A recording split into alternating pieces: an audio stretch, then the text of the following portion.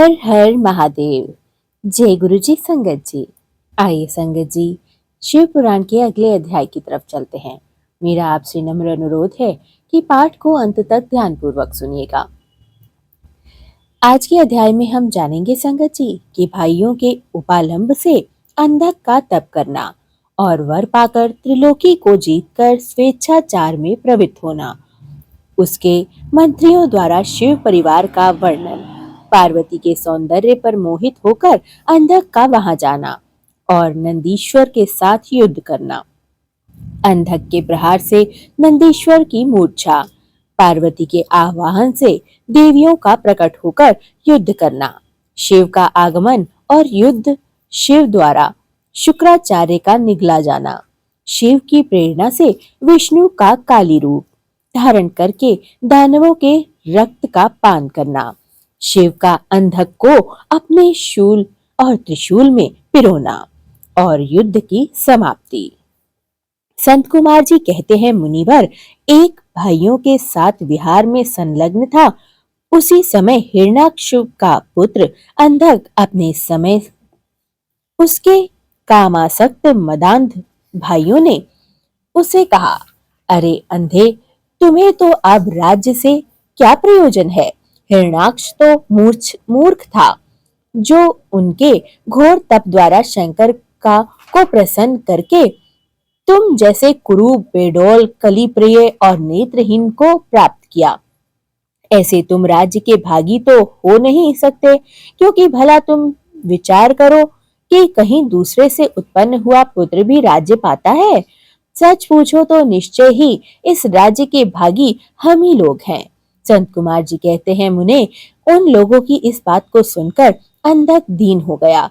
फिर उसने स्वयं ही बुद्धि पूर्वक विचार करके तरह तरह की बातों से उन्हें शांत करा दिया और रात के समय वह निर्जन वन में चला गया।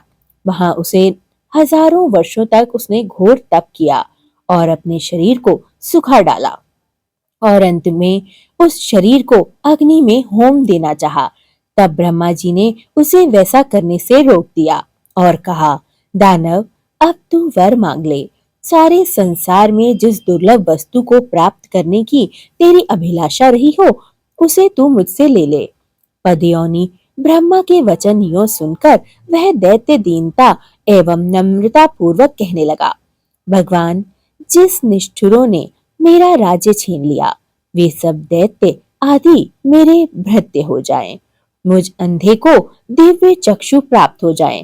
इंद्र आदि देवता मुझे कर दिया करें और देवता, दैत्य, गंधर्व, यक्ष और नाग, मनुष्य, दैत्यों के शत्रु नारायण, सर्वमय शंकर तथा अनायाय किन्हीं भी प्राणियों से मेरी मृत्यु संभव न हो सके।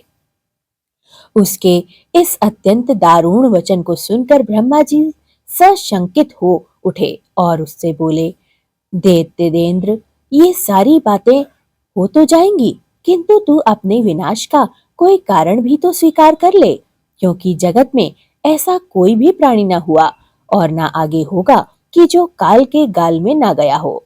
फिर तुझ जैसे सत्पुरुषों को अत्यंत लंबे जीवन का विचार त्याग ही देना चाहिए। ब्रह्मा के इन अनुनय भरे वचन को सुनकर वह दैत्य पुनः बोला। अंधक ने कहा, प्रभु, तीनों कालों में जो उत्तम, मध्यम और नीच नारियां होती हैं, उन्हीं नारियों में से कोई रत्न भूता नारी मेरी भी जननी होगी।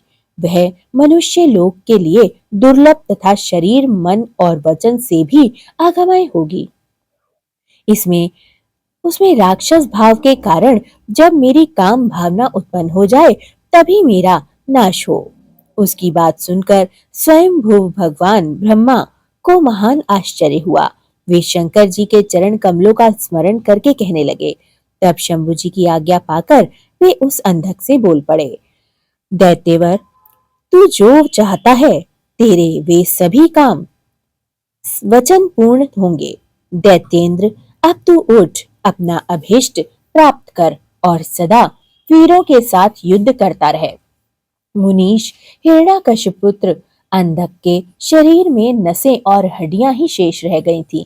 वह ब्रह्मा के ऐसे वचन को सुनकर शीघ्र ही भक्ति पूर्वक उन लोकेश्वर के चरणों में लोटपोट होने लगा और इस प्रकार बोला। अंधक ने कहा, विभो, जब मेरे शरीर में नसें और हड्डियां मात्र ही शेष रह गई हैं, तब भला इस देह से शत्रु सेना में प्रवेश करके मैं कैसे युद्ध कर सकूंगा। अतः अब आप अपने पवित्र हाथ से मेरा स्पर्श करके इस शरीर को मांसल बना दीजिए। संत कुमार जी कहते हैं, महर्षि, अंधक की प्रार्थना सुनकर ब्रह्मा जी ने अपने हाथों के स्पर्श से उसके शरीर को फिर से मुनि गठों तथा सिद्ध समूहों से भली भांति पूजित हो देवताओं और के साथ अपने धाम को चले गए।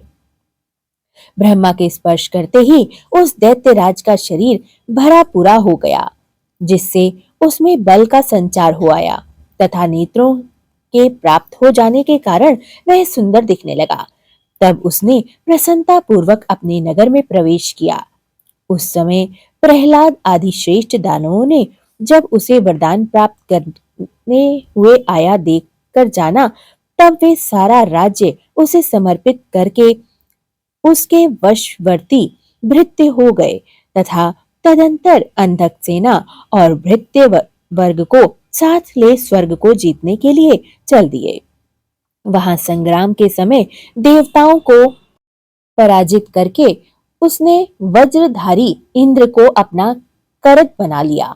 उसने यत्र तत्र बहुत सी लड़ाई लड़कर नागों, सुपर्णों, श्रेष्ठ राक्षसों, गंधर्वों, यक्षों, मनुष्यों व बड़े बड़े पर्वतों, वृक्षों और सिंह आदि समस्त चौपायों को भी जीत लिया।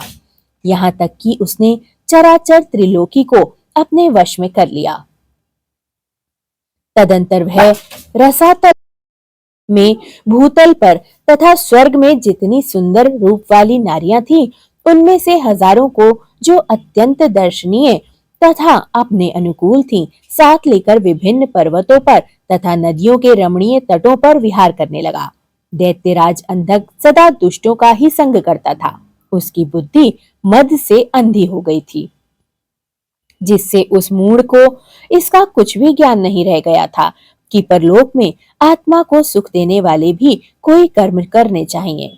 इस प्रकार वह महामनस्वी दैत्य उन्मत्त हो और अपने सारे प्रधान पुत्रों को कुतवर्तावाद में पराजित करके दैत्यों सहित संपूर्ण वैदिक धर्मों का विनाश करता हुआ विचरण करने लगा। वह धन के मद से अभिभूत हो वेद, देवता, ब्राह्मण और गुरु आदि किसी को भी नहीं मानता था। पारभ्रमवश उसकी आयु समाप्त हो चुकी थी। इसी से वह स्वेच्छाचार में प्रवृत्त हो व्यर्थ में ही अपनी आयु के शेष दिन गंवाता हुआ रमण रहा था। उस दानव श्रेष्ठ के 3 मंत्री थे, जिनका नाम था दुर्योधन, वैधस और हस्ती। एक समय उन तीनों ने उस पर्वत के किसी रमणीय स्थान पर एक परम रूपवती नारी को देखा। उसे देखकर वे शीघ्रगामी श्रेष्ठ दैत्य हर्ष मगन हो तुरंत ही महादैत्यपति वीरवर अंधक के पास जा पहुंचे और बड़े ही प्रेम से उस देखी हुई घटना का वर्णन करने लगे। मंत्रियों ने कहा, दैत्येंद्र, यहाँ एक गुफा के भीतर हमने एक मुनि को देखा है। ध्यानस्थ होने के कारण उसके नेत्र बंद हैं। वह बड़ा ही रूपवान है। उसके मस्तक पर अर्धचंद्र की कला अपनी छटा बिखेर रही है और कमर में गजेंद्र की खाल बंधी हुई है। बड़े बड़े नाग उसके गले में लिपटे हुए हैं और सारे शरीर पर भस्म लगी हुई है। खोपड़ियों की माला ही उस जटाधारी का आभूषण है। उसके हाथ में त्रिशूल है तथा एक विशाल धनुष, बाण और तूमिण भी उसने धारण किए हुए हैं। उसका अक्ष शूल स्पष्ट दिख रहा है। उसके चारों भुजाएं तथा लंबी लंबी जटाएं हैं। वह खंडक, त्रिशूल और लकुट धारण किए हुए है। उसकी आकृति अत्यंत गौर है और उस पर भस्म का अनुलेप लगा हुआ है। वह अपने उत्कृष्ट तेज से सुशोभित हो रहा है। इस प्रकार उस श्रेष्ठ तपस्वी का सारा वेश ही अद्भुत है। उससे थोड़ी ही दूर हमने एक और पुरुष को देखा है। वो विकराल वानर सा है। उसका मुख बड़ा ही भयंकर है। वह सभी आयुध धारण किए हुए है, परंतु उसका हाथ रुक्ष है। वह उस तपस्वी की रक्षा में तत्पर है। उसके पास ही एक बूढ़ा सफेद रंग का बैल भी बैठा हुआ है। उस बैठे हुए तपस्वी के पार्श्व भाग में हमने एक शुभ लक्षणा संपन्न नारी को भी देखा है। वह भूतल पर रत्न स्वरूपा है स्वामी। उसका रूप बड़ा ही मनोहर है और तरुण होने के कारण वह मन को मोह लेती है। मूंगे, मोती, मणि, स्वर्ण, रत्न और उत्तम वस्त्रों से वह सुसज्जित है। उसके गले में सुंदर मालाएं लटक रही हैं। कहाँ तक कहें, वह इतनी सुंदरी है कि हमारे शब्द ही कम पड़ जाएंगे। जिसने उसे एक बार देख लिया, उसी का नेत्र धारण करना सफल है। फिर इस लोक में अन्य वस्तुओं के देखने से क्या प्रयोजन। वह दिव्य नारी पुण्यात्मा मुनिवर महेश की मान्या एवं प्रियतमा भार्या है। दैत्येंद्र, आप तो उत्तमोत्तम रत्नों का उपभोग करने वाले हैं, अतः उसे यहाँ बुलवा कर देखिए। वह आपके भी देखने योग्य है। संत कुमार जी कहते हैं, मुनि श्रेष्ठ, मंत्रियों के उस वचन को सुनकर दैत्यराज अंधक कामातुर हो उठा। उसके सारे शरीर में कंप छा गया। फिर तो उसने तुरंत ही दुर्योधन आदि को उस मुनि के पास भेजा। मंत्रियों ने वहां जाकर मुनीश्वर को प्रणाम करके उनसे अंधकासुर का संदेश कहा तथा बदले में शिव का उत्तर सुनकर वे लौटकर अंधक को बोले। मंत्रियों ने कहा, राजन, आप तो संपूर्ण दैत्यों के स्वामी हैं। फिर भी उस महान पराक्रमी वीरवर तपस्वी मुनि ने अपनी बुद्धि से त्रिलोकी को तृण करके समान समझकर हंसते हुए आपके लिए ऐसी बात कही है। उस निशाचर का शौर्य और धैर्य अस्थिर है। वह दानव, कृपण, सत्वहीन, क्रूर, कृतधय और सदा ही पाप कर्म करने वाला है। क्या उसे सूर्यपुत्र यम का भय नहीं है? कहा तो मैं मेरे दारुण शस्त्र और मृत्यु को भी स्वतंत्र कर देने वाला युद्ध, और कहा वह वर वानर का सा मुख लेकर डरपोक निशाचर, जिसके सारे अंग बूढ़ापे से जर्जर हो गए हैं। कहा मेरा यह स्वरूप और कहा तेरी मंद भाग्यता। तेरी सेना भी तो नहीं के बराबर ही है। फिर भी यदि तुझमें कुछ सामर्थ्य हो तो युद्ध के लिए तैयार हो जा और आकर कुछ अपनी करतूत तो दिखा। मेरे पास तुझ जैसे पापियों का विनाश करने वाला वज्र सरीखा भयंकर शस्त्र है और तेरा शरीर तो कमल के समान कोमल है। ऐसी दशा में विचार करके तुझे जो रुचिकर प्रतीत हो वह कर। संत कुमार जी कहते हैं, मुनिवर, मन्यो मंत्रियों की बात सुनकर माता पार्वती पर मोहित हुआ कामाध राक्षस विशाल सेना लेकर वहां जा पहुंचा और नंदीश्वर से युद्ध करने लगा। बड़ा भयानक युद्ध हुआ। उस समय युद्ध स्थल में चर्बी, मज्जा, मांस और रक्त की कीच मच गई थी। वहां सिर कटे हुए धड़ नाच रहे थे और कच्चा मांस खाने वाले जानवर चारों तरफ व्याप्त हो गए थे, जिससे वह बड़ा ही भयंकर लग रहा था। थोड़ी ही देर में दैत्य भाग खड़े हुए। तब पिनाकधारी भगवान शंकर दक्ष कन्या सती को भली भांति धीरज बंधाते हुए बोले, प्रिय, मैंने जो पहले अत्यंत भयंकर महान पाशुपत व्रत का अनुष्ठान किया था, उसमें रात दिन तुम्हारे प्रसंगवश जो में हमारी सेना का विनाश हुआ है, यह विघ्न सा आ पड़ा है। देवी, मरण धर्मा प्राणियों का जो अमरों को आक्रमण हुआ है, यह मानो पुण्य का विनाश करने वाला कोई ग्रह प्रकट होता है। अथवा अब मैं पुनः किसी निर्जन वन में जाकर उस परम अद्भुत दिव्य व्रत की दीक्षा लूंगा और उस कठिन व्रत का अनुष्ठान करूंगा। सुंदरी, तुम्हारा शोक और भय दूर हो जाना चाहिए। संत कुमार जी कहते हैं, मुने, इतना कहकर उग्र प्रभावशाली महात्मा शंकर धीरे से अपना सिंगा बजाकर एक अत्यंत भयंकर पानव वन में चले गए। वहां से 1000 वर्षों के लिए पाशुपत व्रत के अनुष्ठान में तत्पर हो गए। इस व्रत का निभाना देवों और असुरों की शक्ति से बाहर था। इधर शील गुण से संपन्न पतिव्रता देवी पार्वती मंदराचल पर ही रहकर शिवजी की आगमन की प्रतीक्षा करती रही। यद्यपि पुत्र स्थानीय वीर करण उनकी सुरक्षा में तत्पर थे, तथापि उस गुहा के भीतर अकेली रहने के कारण वे सदा ही भयभीत रहती थीं, जिससे उन्हें बड़ा दुख होता था। इसी बीच वरदान के प्रभाव से उत्पन्न हुआ वह दैत्य अंधक, जिसका धैर्य कामदेव के बाणों से छिन्न भिन्न हो गया था, अपने मुख्य मुख्य योद्धाओं को साथ ले पुनः उस गुफा पर चढ़ आया।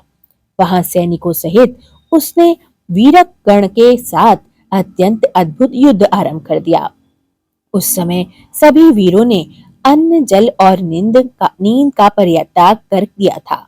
इस प्रकार वह युद्ध लगातार 505 दिन रात तक चलता रहा। अंत में दैत्यों की भुजाओं से छूटे हुए आयुधों के प्रहारों से नंदीश्वर का शरीर घायल हो गया, जिससे वे गुहा द्वार पर ही गिर पड़े और मूर्छित हो गए। उनके गिरने से गुहा का सारा दरवाजा ही ढक गया, जिससे उनका खोला जाना असंभव था।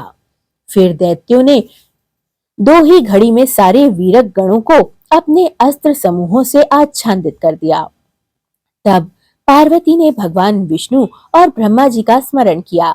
स्मरण करते ही ब्राह्मी, नारायणी, ऐन्द्री, वैष्णवी और याम्या, नैकृति, वारुणी, वायवी, कौबेरी, यक्षेश्वरी, गारुणी आदि देवियों के रूप में समस्त देवता, यक्ष, सिद्ध, गुहा आदि शस्त्राओं के सुसज्जित होकर अपने अपने वाहनों पर सवार हो पार्वती के पास आ पहुंचे और राक्षसों के साथ भिड़ गए। कुछ समय बाद भगवान शिव भी आ गए। फिर तो घोर युद्ध आरंभ हुआ। तदंतर शुक्राचार्य को संजीवनी विद्या के द्वारा दैत्यों को जीवित करते देखकर भूतनाथ शिवजी उनको निगल गए। इससे दैत्य ढीले पड़ गए। व्यास जी अंधक, महान पराक्रमी वीर और त्रिपुरहंता शिव के समान बुद्धिमान था। सैकड़ों वरदान मिलने के कारण वह उमांद के वशीभूत हो गया था। यद्यपि बहुसंख्यक शास्त्रों के चोट से उसका शरीर जर्जर हो गया था, फिर भी शिवजी पर विजय पाने के लिए उसने दूसरी माया रची।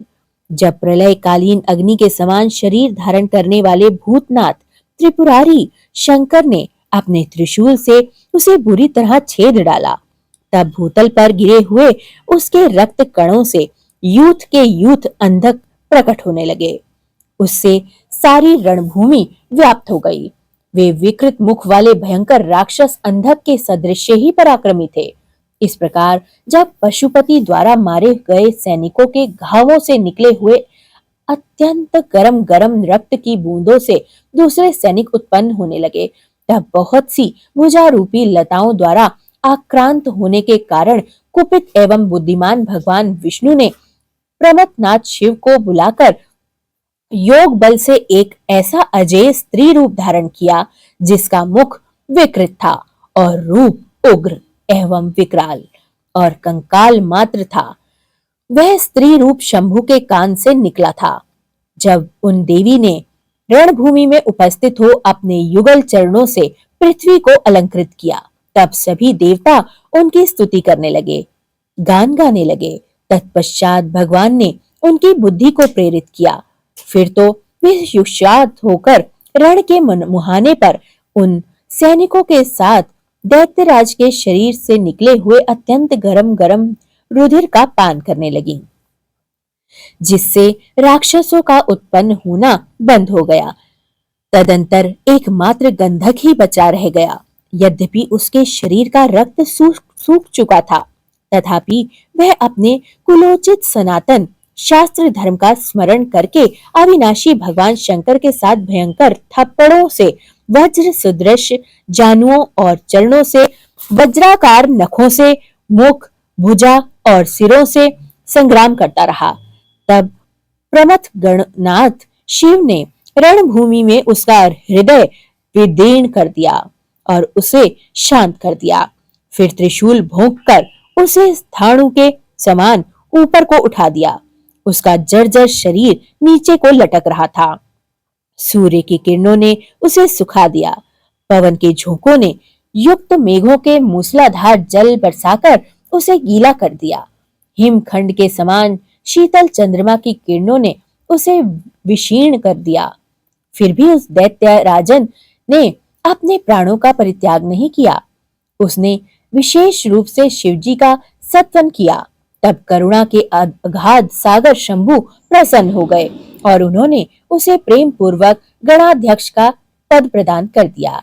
तत्पश्चात युद्ध के समाप्त हो जाने पर लोकपालों ने नाना प्रकार के 4 गंभीर स्रोतों द्वारा विधि पूर्वक शिवजी की अर्चना की और हर्षित हुए ब्रह्मा विष्णु आदि देवों ने गर्दन झुकाकर उत्तमोत्तम स्तुतियों द्वारा उनका सत्वन किया।